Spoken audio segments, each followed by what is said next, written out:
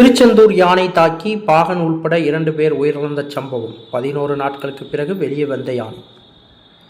முருகனின் 6 படை வீடுகளில் 2ஆம் படை வீடாக விளங்குகின்றது திருச்செந்தூர் சுப்பிரமணிய சுவாமி கோவில்.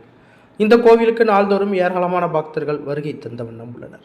திருவிழா காலங்கள் மற்றும் விடுமுறை தினங்களிலும் பல்லாயிரக்கணக்கான பக்தர்கள் வெளி மாவட்டங்கள் மற்றும் வெளி மாநிலங்களில் இருந்து வருகை தருவார்கள்.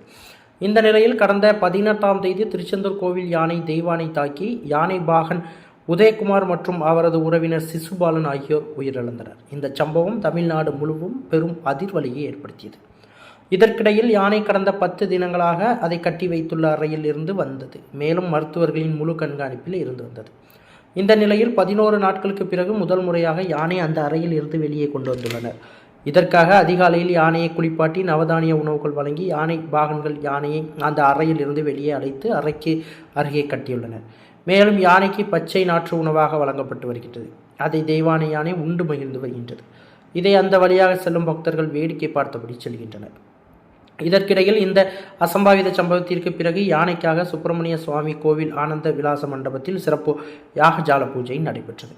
இந்த கும்பத்தில் வைக்கப்பட்ட புனித நீர் கோவில் யானை தெய்வானைக்கு தெளிக்கப்பட்டது. அது மட்டுமல்லாமல் யானை கட்டப்பட்டிருந்த அந்த அறைக்கு சம்பவம் நடந்த இந்த இடத்துக்கும் இந்த புனித நீர் தெளிக்கப்பட்டது.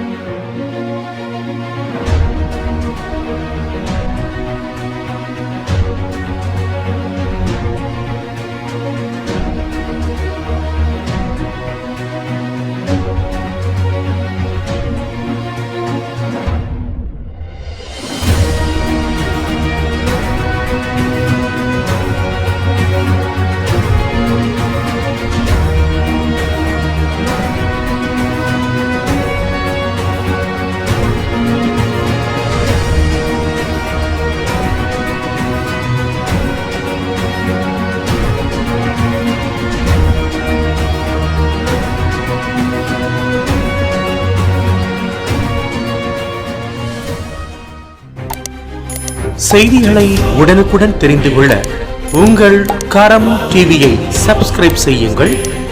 அதோடு பெல் பட்டனையும் கிளிக் செய்யுங்கள்.